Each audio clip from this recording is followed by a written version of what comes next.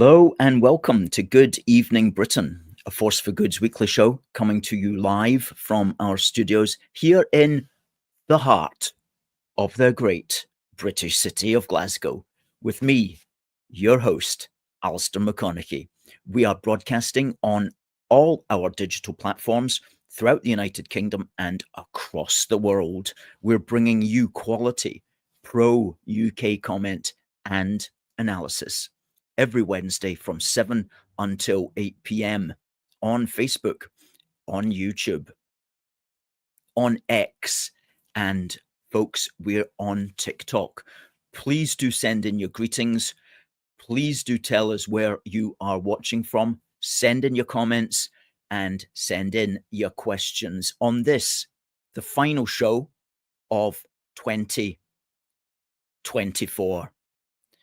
We have broadcast 39 Good Evening Britons from this studio this year.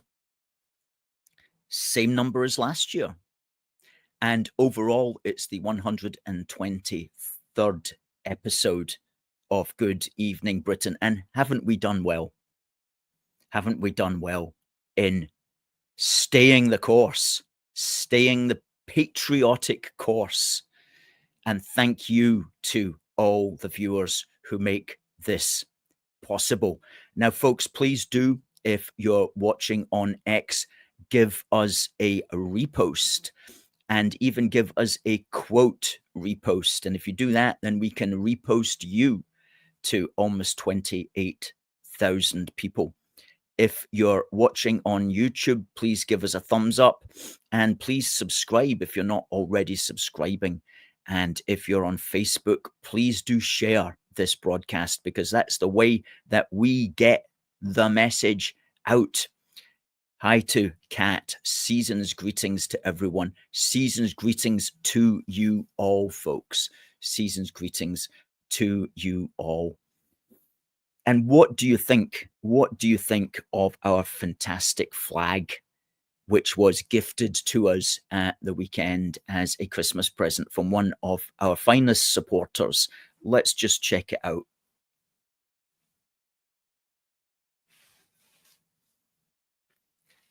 That's the message. Merry Christmas.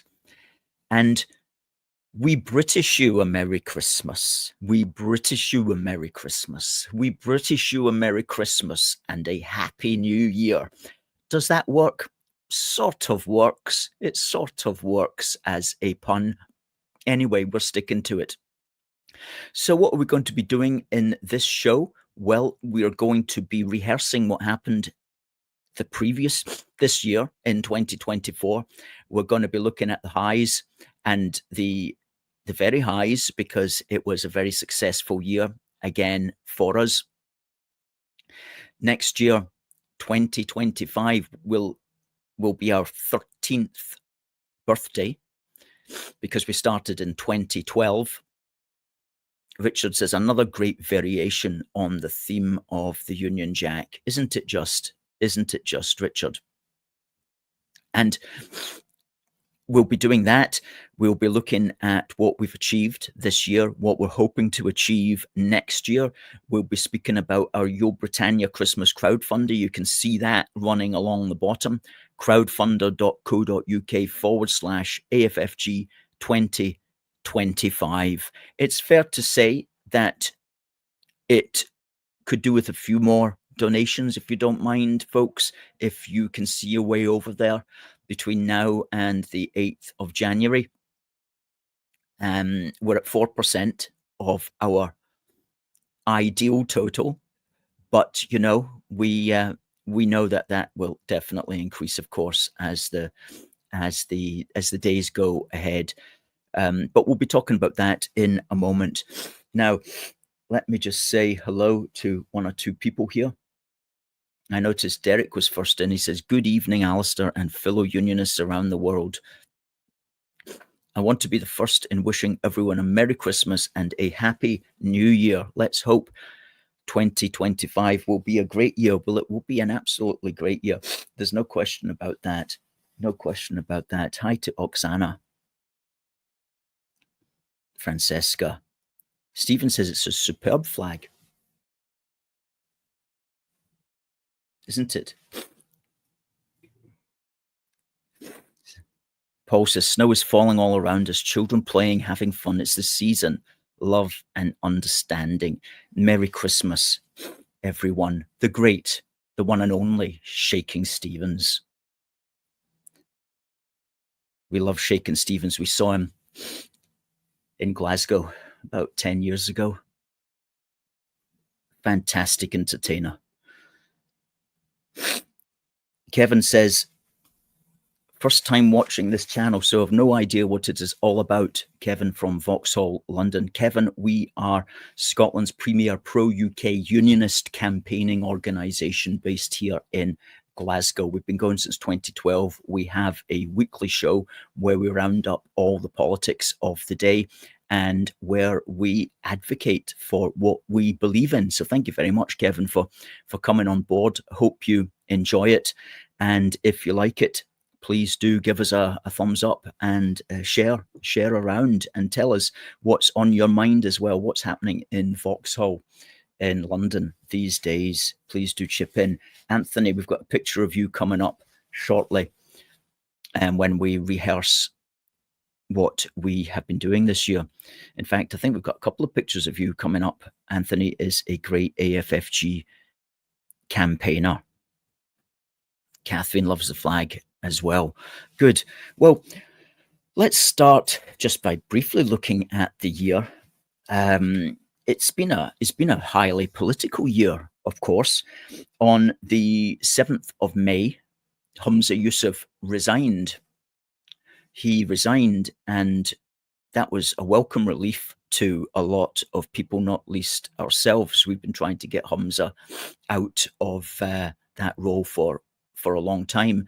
And in fact, later in the year, we challenged him directly at our Free Speech Rules rally and also at the anti-hate speech rally, that the anti-free speech rally that, or rather the pro-free speech, anti-hate speech bill rally outside Holyrood. More of that in a minute. Anyway, so he resigned on the 7th of May. And yesterday, 17th of December, he made the announcement that he would not be contesting the 2026 Scottish elections in May of that year, to the relief of a lot of people. And it was very interesting to see his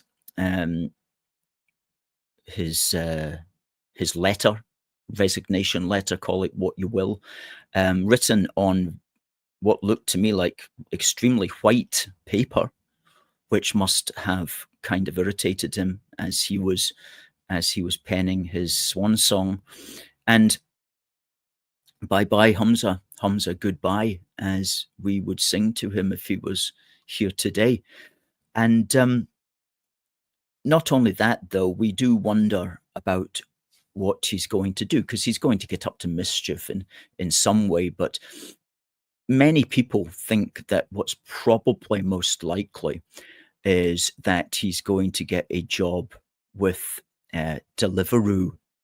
And in fact, I know he's been trying on their latest uniform. We've got a pic here. There he is. I think that suits him down to the ground. I think that suits him down to the ground. He would fit right in. He would fit right in. The question, though, of course, is would he pass Deliveroo's background checks? And will he be able to do it even though he probably doesn't have a British passport? That's the question. That's the question. Maybe he could borrow his, maybe he could borrow a passport of his brother or something like that. But I think he would fit right in, and he would be literally delivering for Scotland.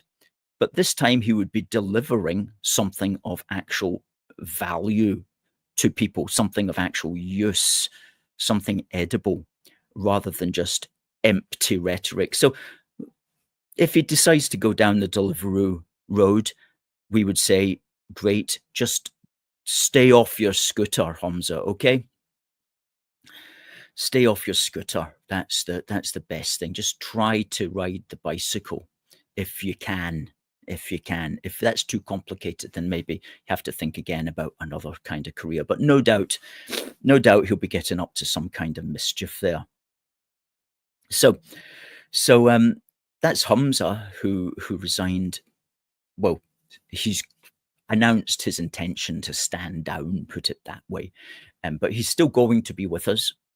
He's still going to be with us until May 2026, which is going to be an exciting year, a very exciting year, because everybody's wondering, will the SNP get thrashed, or will they somehow hang on, or will there be a hung parliament, due to the fact that there's probably going to be quite a lot of reform MSPs elected. When I say quite a lot, probably more than the Greens. People are saying maybe 10, maybe 14. That would be enough. That would be an awful lot. And that would really, presuming they've got the right guys and gals, that would be enough to throw a serious spanner into the works. And so let's hope Reform have got some kind of strategy and know what they're going to do with their MSPs if they get them in, which at the moment, according to polling, looks very likely. And we'll know much more as the year 2025 goes on, and we'll just get a feeling of just how well organized the guys and gals at Reform actually are. But 2026 would be their big moment in Scotland, also in Wales, where it's likely that they'll get far more than Plaid Cymru, for example.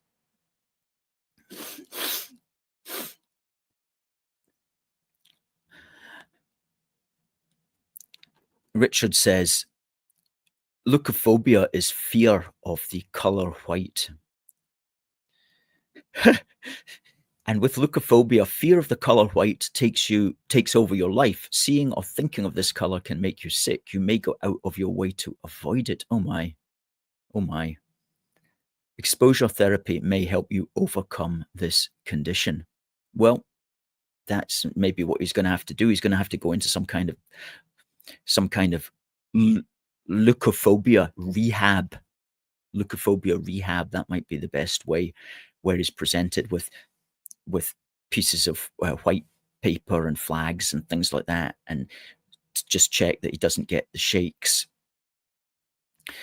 Paul says, Deliveroo riders are a law unto themselves and cycle on the pavements and through shopping precincts, endangering others. Don't get us started on that, Paul. Please don't get us started. I have got very strong opinions on that. Absolutely, as I think we all do. And these bikes are not even, you don't even need to license them. They're motorbikes. One whizzed by last night when I was out near the supermarket. He was on the road, but I mean, he must have been going about 60. He just like woof, flew past, breaking the speed limit on that road. I need to not remind him. Anyway,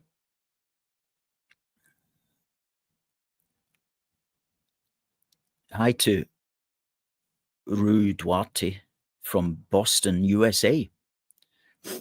Great to see you. Great to hear that you're interested. Hope that you like the United Kingdom, and tell us what you think of the American election and what's going on over there. How do you reckon 2025 is going to go for the USA? Eric reckons a hung parliament, given Labour's popularity at the moment. In fact, that brings us on to a very good point that I'll just quote from this Glasgow Herald.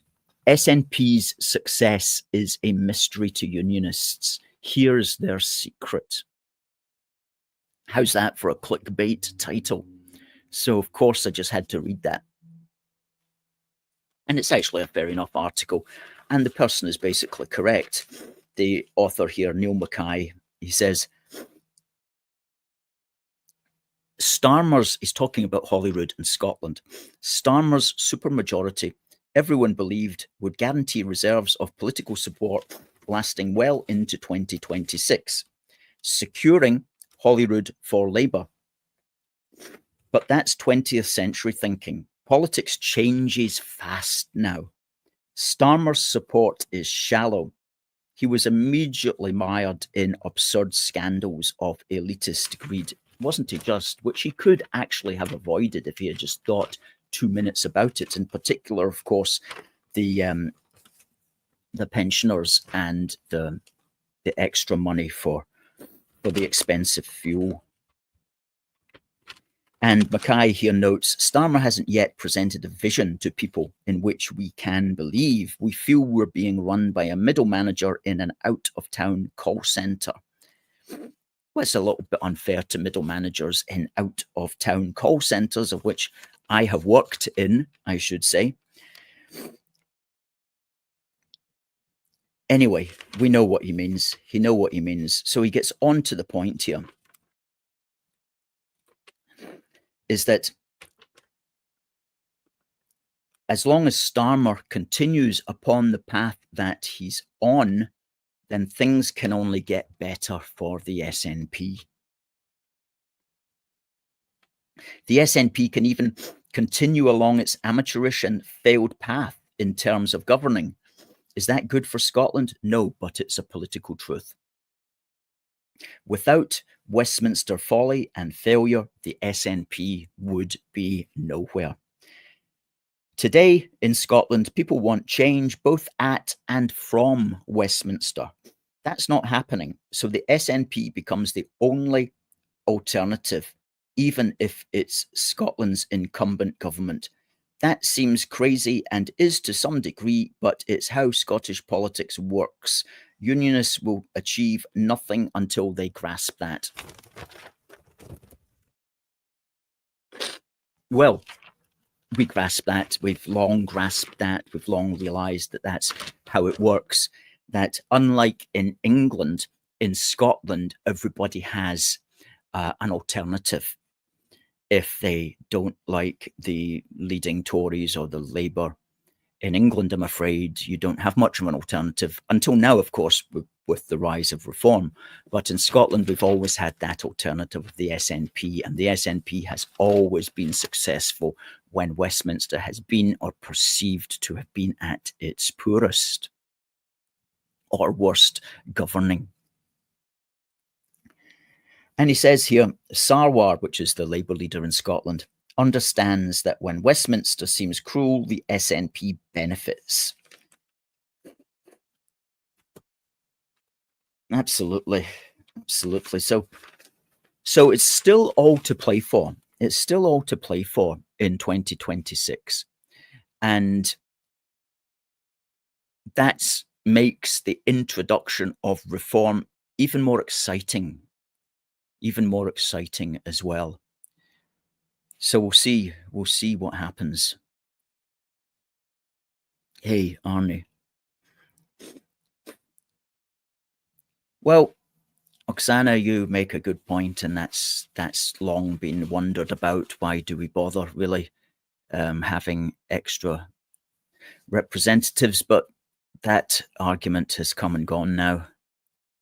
At least for many years ahead, we're stuck with the Scottish Parliament. And the best thing we can do is to have people in the Parliament who are at least competent and capable and able to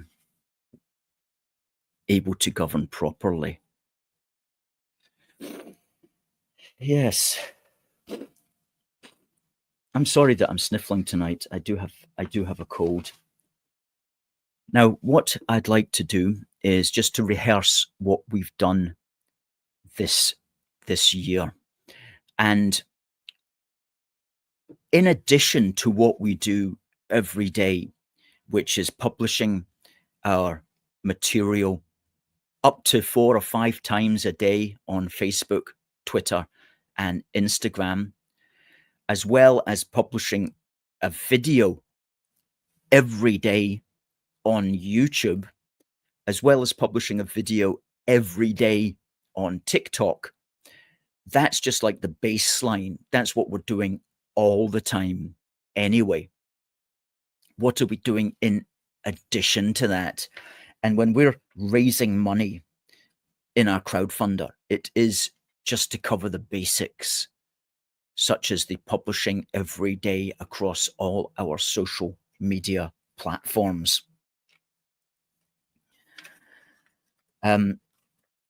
So in addition to doing that, we have broadcast this program 39 times live with guests on the majority of the shows. We have turned every single program into an audio podcast, which is then published across 12 different platforms. We have published one more issue, in fact, number 10 of our magazine. This one called Indie Myths Busted, issue 10 of Union Heart. And that's no mean feat as well, publishing all of that. We're currently working on volume 2 of a big book for the Union, and I'm sorry that it didn't get done in time for Christmas, but it is going to be out in January. Excuse me.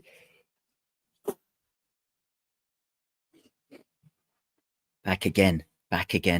And, you know, we have such commitment to doing the show that we'll come on when, in fact, we should probably be in bed with a lemsip. But you know what? We're doing this because our heart is in it, absolutely in it. Now, on top of that, what we've been doing, of course, is our very colourful events outside. And so let's start with the first one. Before I go there, 14 street stalls in the heart of the great British city of Glasgow. That's over one a month, which is tremendous. That's the most street stalls that we've ever had. And we've been doing street stalls now for 6-7 years. That's the most that we've ever had in 1 year. So that's a great achievement as well. But let's look at some of the physical things that we've been doing. Let's stick up a picture here and let's start going through them. Well, that was the first one that we did not organise, but we were involved in. That was organised by the Glasgow Cabbie and the Scottish Family Party, and that was outside Holyrood. And that was on the 1st of April, and that was on the occasion of the so-called hate crime law, which Humza is responsible for. He was the person, when he was Justice Secretary, that got all that nonsense on the road and started it all. And it came into law on the 1st of April this year, a very convenient date for it, quite frankly, 1st of April.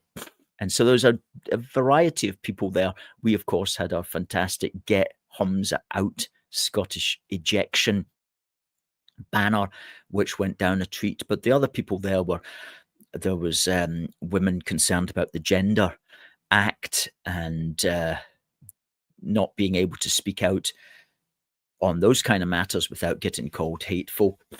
And there was a variety of people, but that was a good event. But of course, as we know, it is part now of Scottish law. So we'll see how that goes. Okay, so that was and that got good coverage. We were in the papers. Now this was our next one, and what date was that? Let me see. That was the 20th of April, when we organised our Free Speech Rules rally. Now, at the other end of the square, Humza Yousaf was addressing his followers at a Scottish National Party rally, which had been organised by the SNP officially, a so-called Believe in Scotland event, which is essentially the formal organising wing of the SNP. And we were there. We had 3 speakers. excellent speakers. That's Dr. Alan McManus there holding forth. And we made sure that everybody got the message that we did not like the hate speech bill, which we regard as anti-free speech. Okay, that's from behind our troops, looking on towards the Humza Yousaf's stage, which is in the back there. Now, we'll keep that picture up. I just want to talk to you just very briefly about George Square. Well, no, I'll leave that for a few moments. Okay. Now, the next time we were out was on the 3rd of July, when the royal family came to Edinburgh for the Order of the Thistle Awards that were being made. And we wouldn't necessarily normally have gone along to that, but we got wind that small group in the corner there, in the yellow, which are the Republicans, they said they were going to, campaign. So we thought, well, we've got to face up to them. So we had a good team of folk that were there, and we kept the British flag flying, and we drowned out the very small group across the road that wanted to make a scene and be rude. So that was a good day's work. Okay. And there you go. There's one of our men in front of our massive Union Jack flag. And that went down a treat, especially with all the tourists. They loved that flag and taking pictures of us and our activists. Now, let's just, before I bring that one up, let's just go back. Let's just take the pictures off for the moment. So the next time we were out was on the 10th of August. The reason for that was the usual suspects had decided to hold a big rally in the square, and it must have been after, actually. It was after the terrible event that happened in Southport, the attacker of whom is actually, his trial begins today, I believe. Anyway, it was after that. And so the usual suspects wanted to dominate that conversation, rather than using an immigration restrictionist narrative. They wanted just to keep everything going as always, and basically have a pro-immigration rally, because that's what they do. They double down on things like that. And myself and my colleagues got together and thought, what's the best way to just, in a dignified way, disagree with that and let our voice, our immigration restrictionist voice, be heard. And so we thought, well, we don't want to bring a large number of people to that event at this time, so I'll just go with a colleague, and we'll have a few people here and there filming us. And so I went, and my message, our message, A Force for Good's message, was basically that it's not extreme to want to stop immigration. It's not extreme to want to protect your country. It's not extreme to be concerned about the level of unknown men who are coming into the country, essentially asylum frauds who are invading the country. It's not extreme to want any of that stopped. And so none of that is extreme. And so I and myself and my colleagues, we went ahead, and it was pretty chaotic, but we had planned it very well. And so it went ultimately very smoothly. Everything went smoothly, and we got heard, and our There it is. There's my colleague with the asylum frauds out picture. And what's the next picture? There we go. That's who I'm facing off.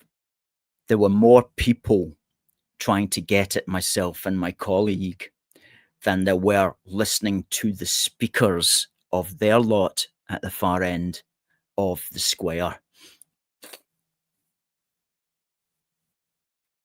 Okay. No, let's we'll leave that for the moment.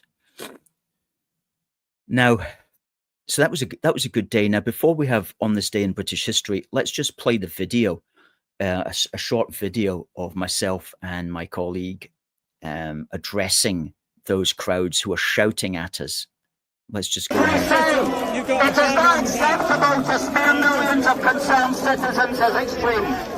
It's not extreme to be concerned about our country being literally invaded every day across the English Channel. It's normal and it's necessary to be concerned. It's not extreme to stop children being attacked and murdered. It's normal and necessary to stop the dangers to our children. It's not extreme to want to stop the boats. It's normal and necessary.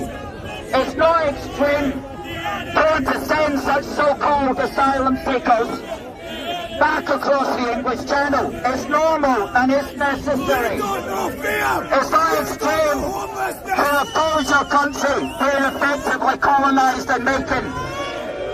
It's normal and necessary. It's not extreme to speak about these things. It's normal and necessary. That was really a very successful piece of activism.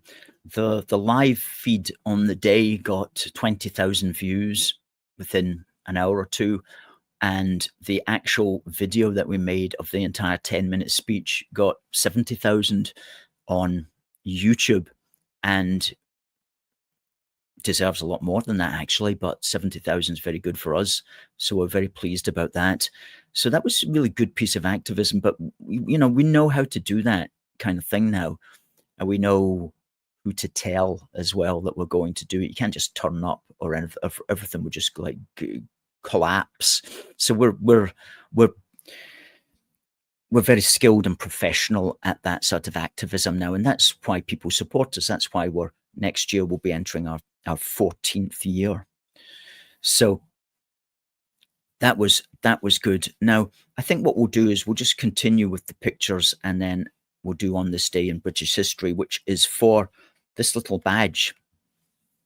We'll run a competition after it as well for this little badge, and it says the British Commonwealth of Nations together. And I think that's probably a World War II poster that's been made into a badge. Very attractive. Anyway, we'll have a wee competition after On This Day in British History.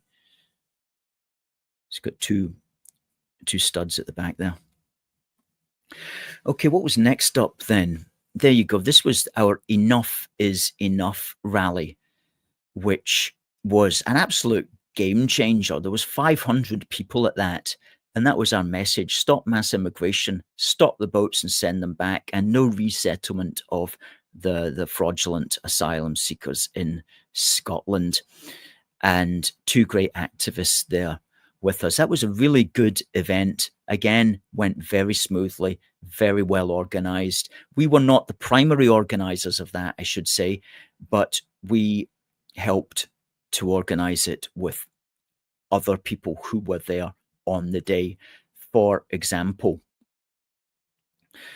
there you go. There's our lot to the forefront, or at least half of our lot to the forefront. In the back, you can see the usual suspects.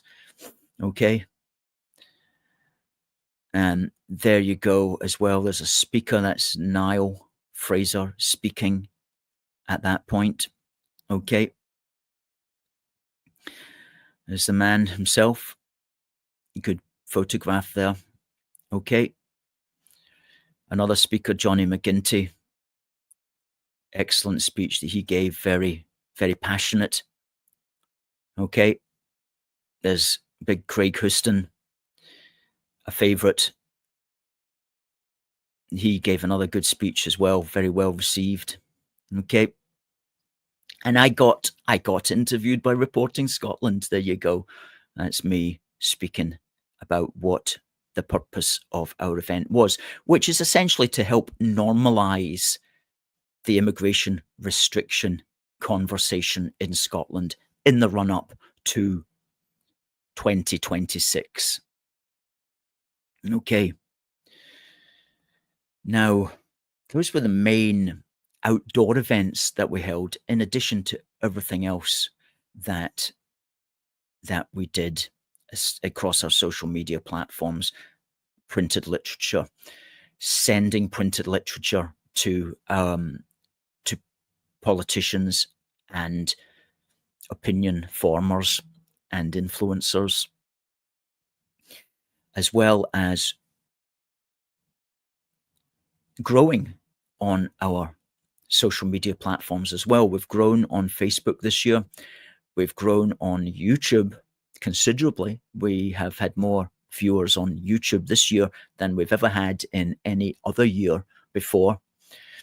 And we have also gone on to BitChute, and we're hoping, if the crowdfunder goes well, to get onto Rumble properly next year. We do have a presence there. We post once a week on Rumble. It's rumble.com/UK A Force for Good. Similar address at bitchute.com. There you go, rumble.com/UK A Force for Good and bitchute.com/UK A Force for Good. If you're on any of these channels, please do give us a follow. Please do give us a share. And of course, we're on TikTok as well. And that's tiktok.com/@UK A Force for Good. You need to put the little ampersand. Is that what they call it in there? Good. Well, before we talk further, let's have on this day in British history. And we like to be reminded of what happened on this day somewhere in Britain, somewhere in the British Empire, somewhere in the British Commonwealth, because it helps to put perspective on why we are here today and how we got here today. And when you know where you've come from, it's easier to understand where you're going, or at least you've got information that can help guide you into the future. So that's one of the reasons why we always talk about British history. Now, afterwards, I'll ask a wee question, and send your answer to contact@aforceforgood.uk. Let's not put the question up right now, but there is the prize that you'll get. Can't really get that in focus. So on this day in British history is the publication of a paper by the Scotsman called Ronald Ross. And it was Ronald Ross who is credited with discovering what caused malaria. And he discovered it while working in his laboratory at Calcutta. And there's Surgeon Major Ross, who looks like a very dashing young man with his wife and his lab assistants there. And, you know, I think if Ronald Ross was here today, we'd definitely have him on the program. He looks like the kind of person that we'd want as a guest, and that would be very keen to appear on A Force for Good, quite frankly. So he discovered that malaria was caused by a parasite within the body of mosquitoes. And it was that discovery which has since led to millions of people having been saved. And he wrote a wee poem, which I'll read out here. He said, "This day, relenting God hath placed within my hand a wondrous thing, and God be praised, at his command, seeking his secret deeds. With tears and toiling breath, I find thy cunning seeds. O million murdering death, I know this little thing, a myriad men will save." So there you go. He discovered that when he was out there.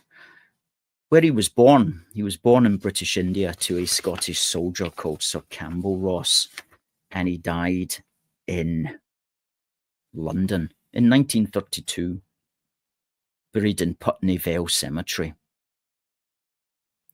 There you go. So many British people have achieved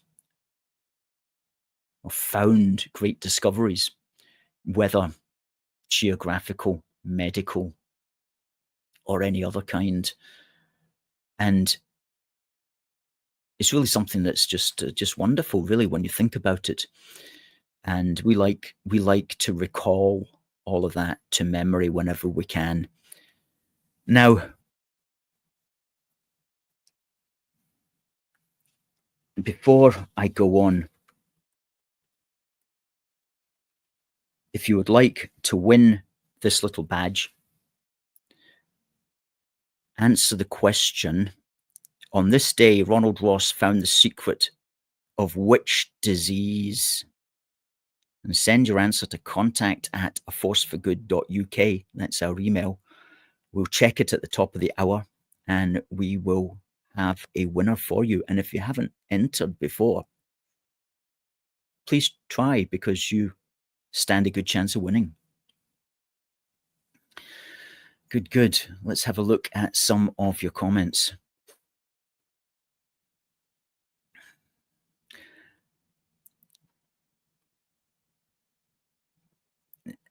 Kevin Grant says, the government hand out visas and they could stop immigration altogether and nobody could come. That's absolutely right.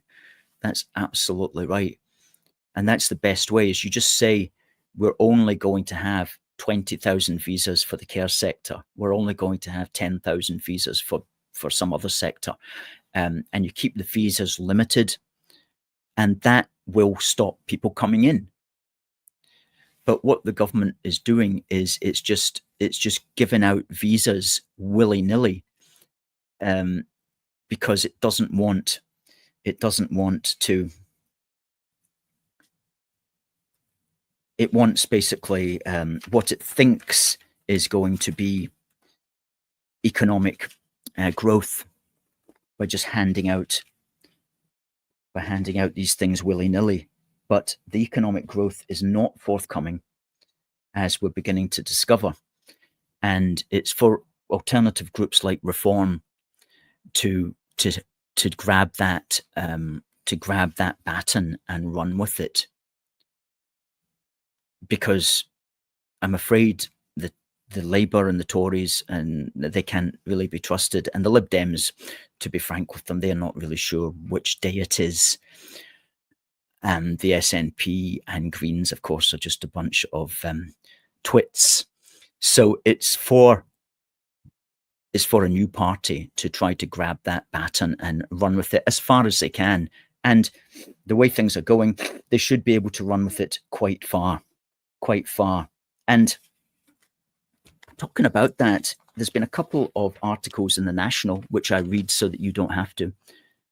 Reform UK's rise is driven by the failure of extreme centre. Don't ask me to explain that headline. I'm not sure what the extreme centre is or how it failed. But the point is, it's by somebody from the Scottish Socialist Party, which is a small political party in Scotland, which arrived on a time machine from the 1970s. And what they at least say here, which I thought was very interesting, is they're trying to make the socialist case, as they see it, to basically not be bothered about immigration. But they say that you can't, he says, simply writing Reform UK off as racists and bigots won't cut it. That's a new development, because these guys would normally write Reform off as racists and bigots, but now they're saying that's not going to cut it. So that's interesting. And another chap, again, different fellow, but from the Scottish Socialist Party, arrived on a time machine from the 1970s. We need socialist policies to combat the far right by which he means Donald Trump and Nigel Farage, for crying out loud, as if they're far right. But again, he is pointing out that you do have to, they are rising, and basically you just can't be attacking them anymore. You've got to find alternatives. His alternatives, though, are not particularly clever. He wants to put up corporation tax on what he calls big business. Well, I'm afraid corporation tax is the same for everybody, regardless of whether you've got a big business or a small business, whether you're making £1,000 a year or whether you're making £1 million a year. You have to pay the straight 20%, I think it is these days. But they all say big business as if everybody that's got a firm is somehow some big fat capitalist, greedy fat cat. Hardly, really. And the other thing was something to do with the climate. You know, it's like, let's have green jobs. No, let's just bin the climate nonsense completely. And one thing I kind of did agree here is that maybe Grangemouth should be taken into public ownership, because I do believe that we do need some sort of oil processing or oil refinery here in Scotland, for crying out loud. Of course we do. Of course we do. We just can't get rid of we can't outsource all our energy abroad. So at least they've got that good idea, amongst some other stuff that's not so useful really these days. Rue Duarte says he likes Rumble better than YouTube. Well, please do give us a follow, please, on Rumble, rumble.com/UK A Force for Good. That would be fantastic. Hopefully we can see you there.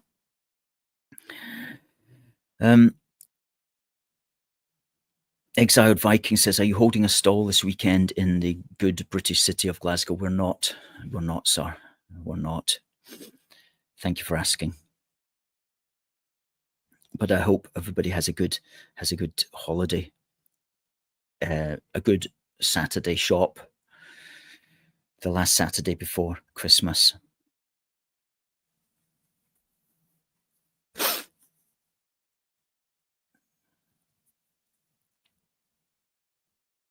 Stephen says, Migration Watch has proven with hard objective facts that 58% of all immigrants to the UK are economically inactive and so are a net drain on the economy.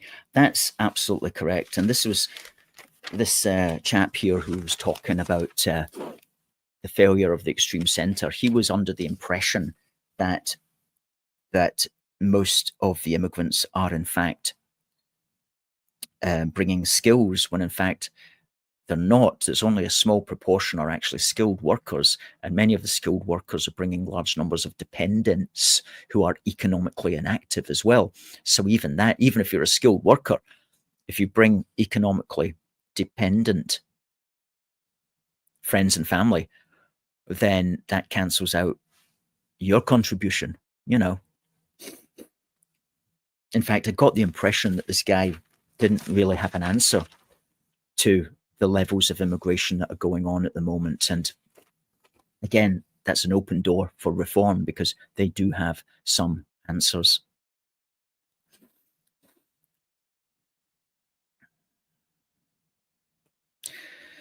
Eric says, apparently we have a shortage of builders. That's obviously a ruse to bring more people in. Why not bring in better incentives for people to become homegrown builders?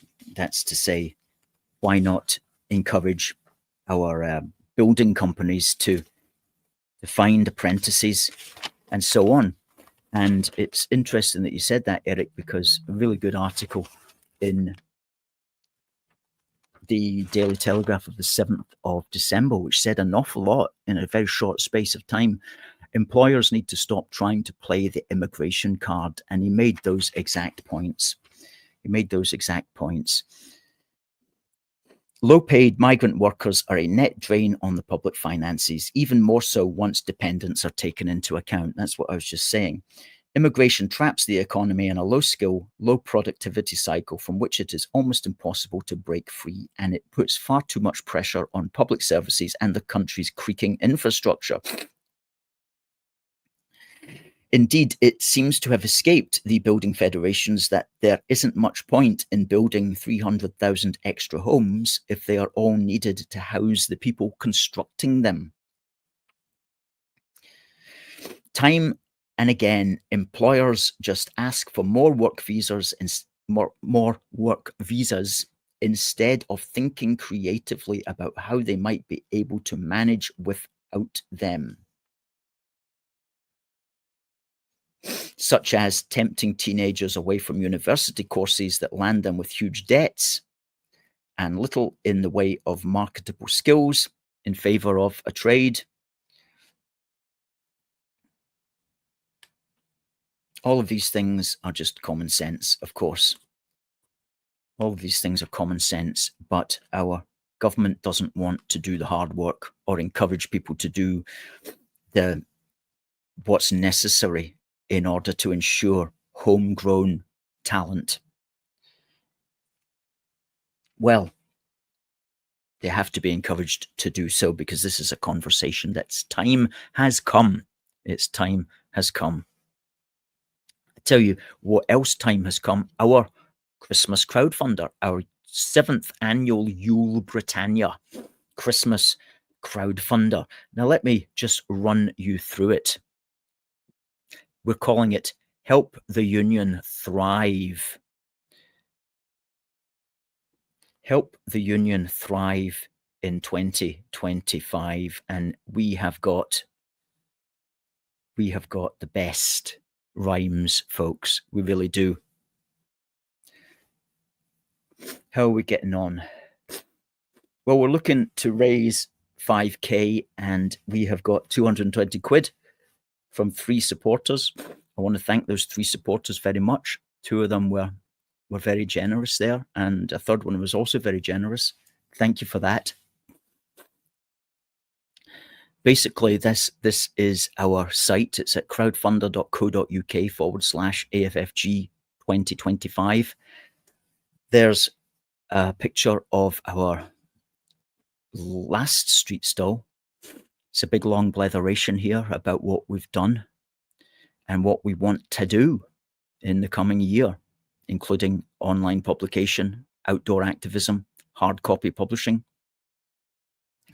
And some people will just go straight to the bit at the top here, the donate button, click on that and put in whatever number you want. I think it's preset at like £40, but you can put in £4 if you want. You can put in £2 if you want. There's no minimum. There's no minimum there. However, if you would like to claim a reward for your donation, then you can check out the rewards that are available by continuing to scroll down. And we've got a load of rewards here, man. An awful lot. All sorts of t-shirts, Union Jack hip flask, tins of breakfast tea with colourful designs on them, Union Jack ties, oven gloves, baseball hats. These are a couple of nicely embroidered caps, laptops, polo shirts. We know how to do a crowdfunder. Let me tell you, we know how to do a crowdfunder. Mugs, bedspreads, and even these classic wooden flags. Look at that one, eh? Check that one out. Northern Ireland Union Jack combination flag. What a cracker. Now, these are more expensive, of course, the wooden flags. But say if you liked, let's say, just that, what you do, you get a quality red AFFG embroidered baseball cap and a wee book. See the appropriate £40 reward button. So you go up to where that is. There it is there. You select the reward and it will come up like that. And you take it from there.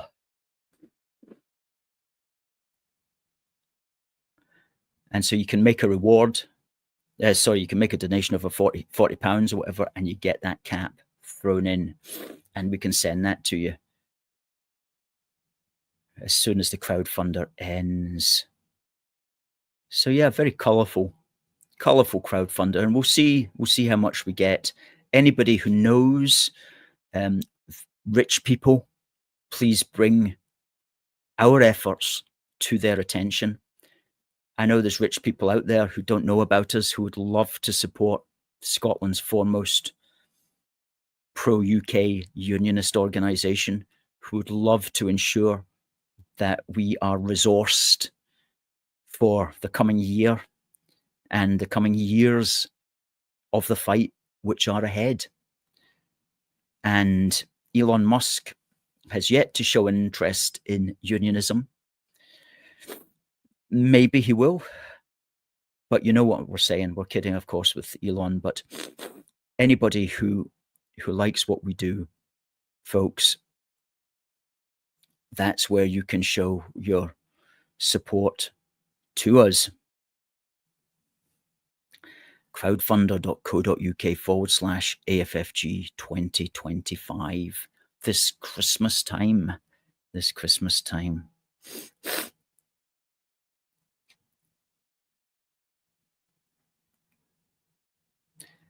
Cool. Now,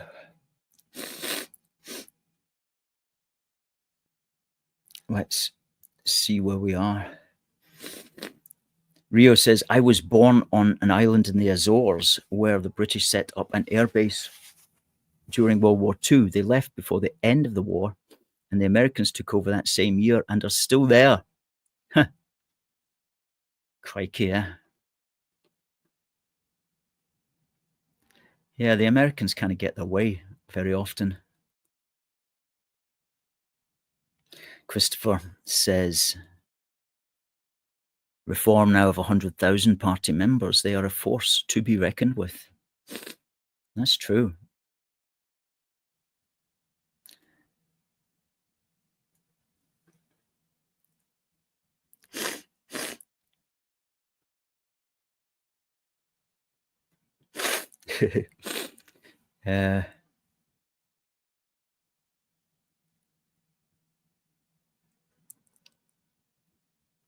We need to train our own people from medicine to the building trade. A country like the UK must support itself.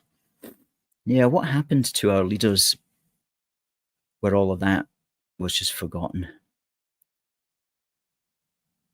Something about the British political culture at the end of the day. There are issues with it. There have been problems with it in the past. Don't want to get into it entirely. Don't want to sound like a Scottish nationalist or something like that, but it failed us. It failed us post-war.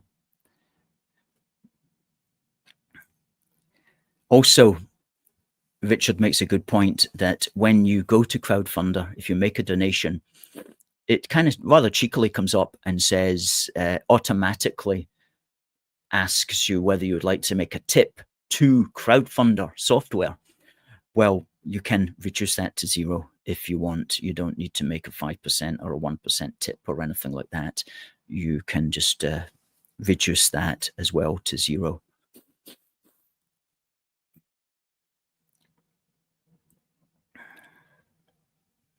Oksana says we need more of everything: accountants, nurses, lawyers, etc. Well, I don't know about the lawyers.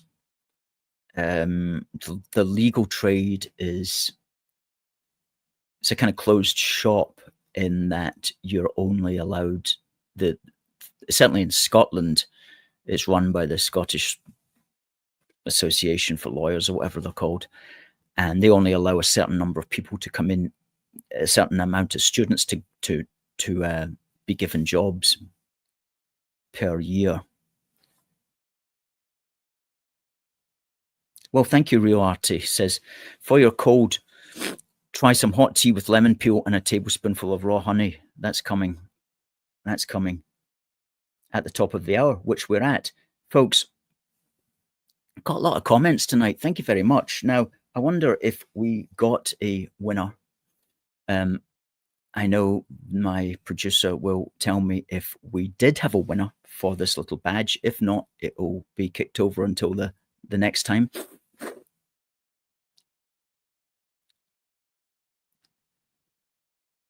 Dose up on plenty of vitamin D.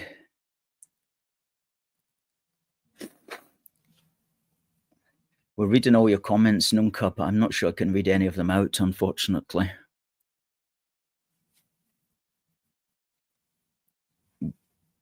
Well, the answer was malaria. Do we have a winner? Oh, Paul Hadlow is the winner. Fantastic, Paul. We'll send that to you with a Christmas card also. That'll be winging its way to you tomorrow. Thank you for entering. Good. Okay, folks, it's the top of the hour. This will be the last show until 2025. So we're not going to be broadcasting next Wednesday. That's Christmas Day. And we're not going to be broadcasting on New Year's Day, but we will be back on Wednesday, the 8th of January.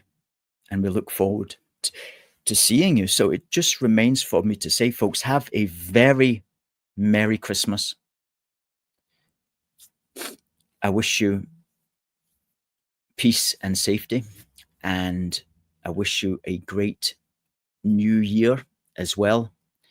And we will be back on the 8th of January. So thanks for watching. God bless the United Kingdom and God save the King. See you next year.